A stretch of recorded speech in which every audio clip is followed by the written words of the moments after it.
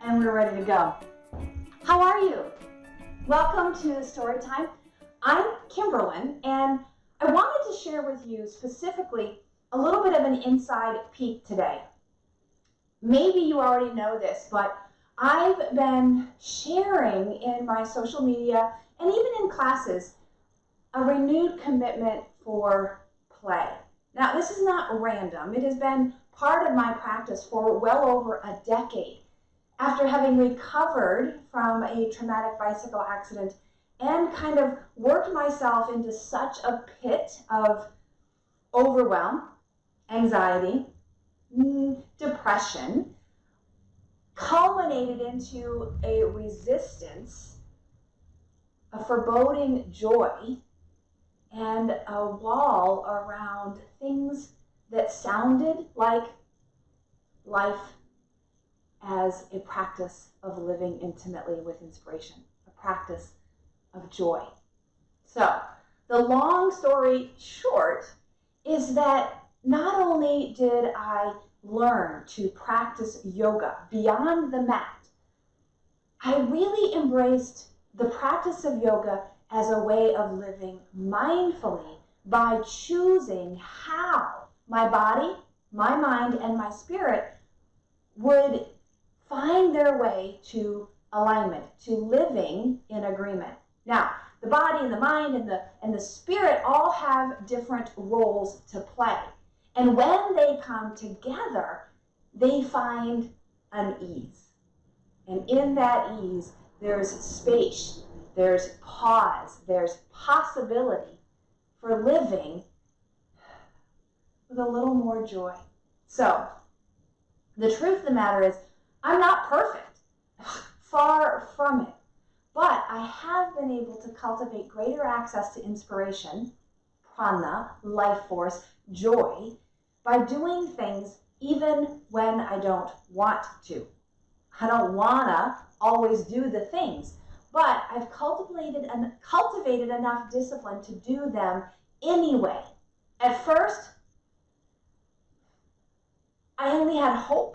I did them out of hope that these might make a difference.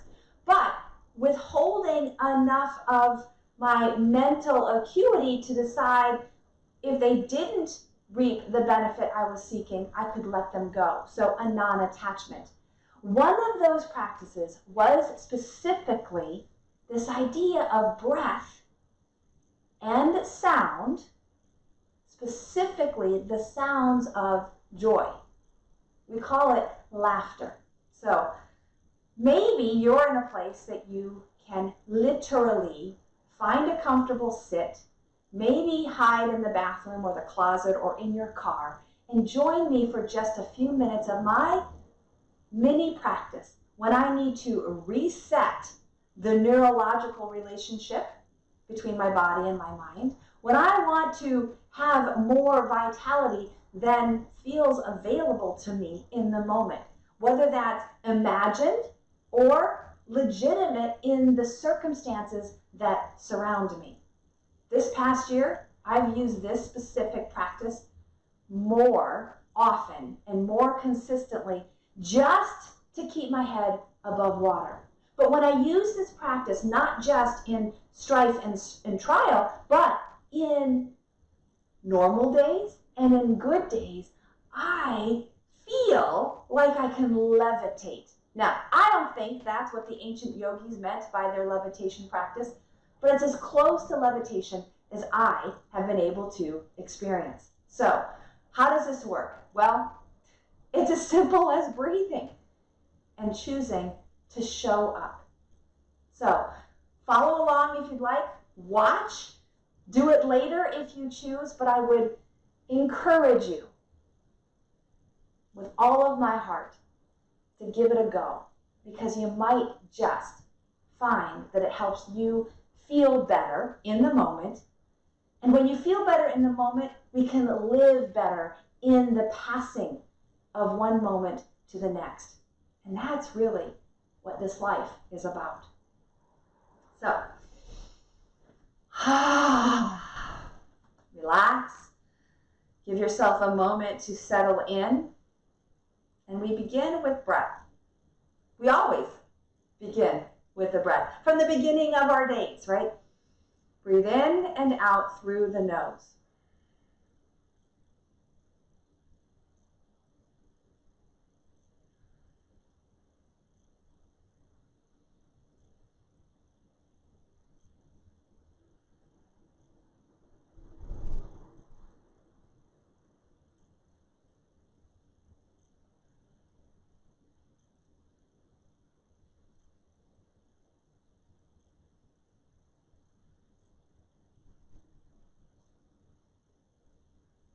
Good.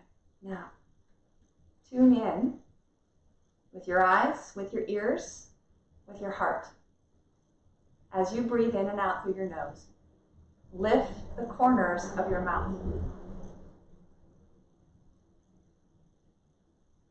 As you lift the corners of your mouth, does it show up with a squeeze and a lifting in the cheekbones? Now something magical happens when your smile, this lifting of the corners of your mouth, reaches the corners of your eyes. See if you can bring that crinkle, that twinkle of a smile from your mouth to your cheeks to your eyes. And even if the smile doesn't begin in your belly or your heart, by lifting through the corners of your eyes, it wakes up the brain to feel the joy that would initiate the smile. And from the brain, it travels back down to the heart and even to the belly, to the truth center. So feel this breath, feel this smile. Your brain knows no difference. Your body knows no difference from a real smile and one that is chosen intentionally. But the consequences are very, very real. When we choose joy, when we choose to smile, we can linger long enough in that moment to let the body and the chemistry catch up with the intention, thereby creating a shift that even if we laugh periodically throughout our day, won't have the same cumulative effect as having a concentrated of just a few minutes. For me, I like about 10. Breathing and making the sounds of joy. So, you ready? If you can maintain that smile, that lift of the face, great. But if not, the sounds are going to help you do that.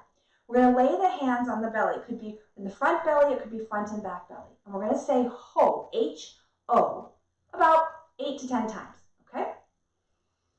Ho, ho, ho, ho, ho, ho, ho, ho, ho. So that ho helps activate the deep muscles of the belly, the transverse abdominis and the diaphragm, bringing oxygen down into the lower lobes of the lungs to help increase that transfer of oxygen and carbon dioxide.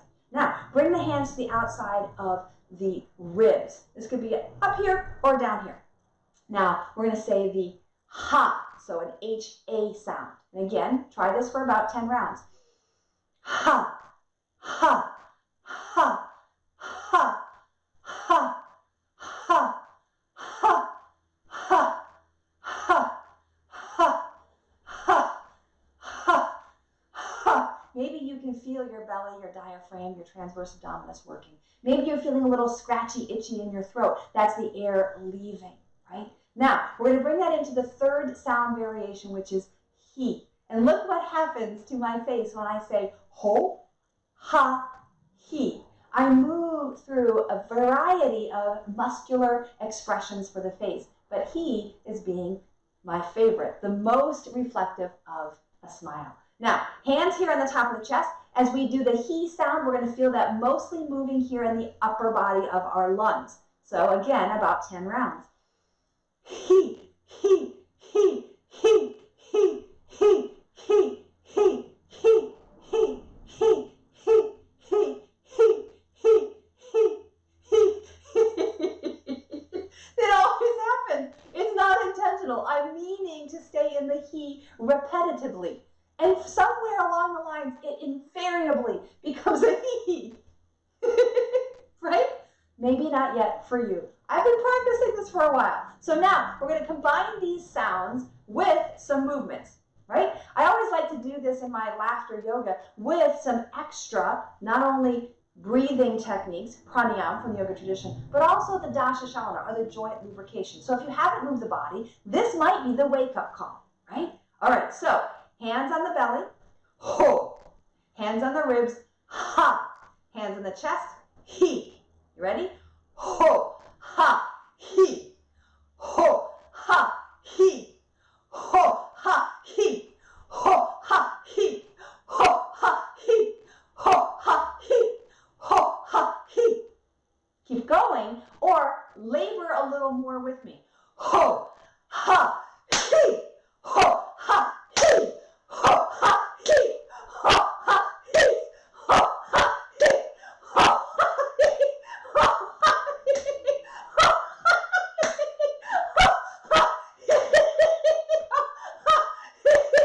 Ho, ha,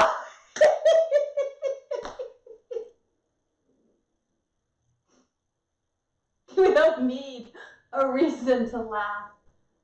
But when we can find one by allowing ourselves to make noises, to move, and to enjoy the moment, laughter is the natural expression. It doesn't mean that our problems go away. It doesn't mean that the world is at peace. It just means that in this moment, I am connected. And the next moment, I'm going to feel a little more elevated. Thank you so much for sharing this little peek into my personal practice of breath, of the sounds of joy, and choosing to smile because it feels good. Be well. May you breathe deeply and move freely, labor lovingly, and live vibrantly. Namaste, my friends.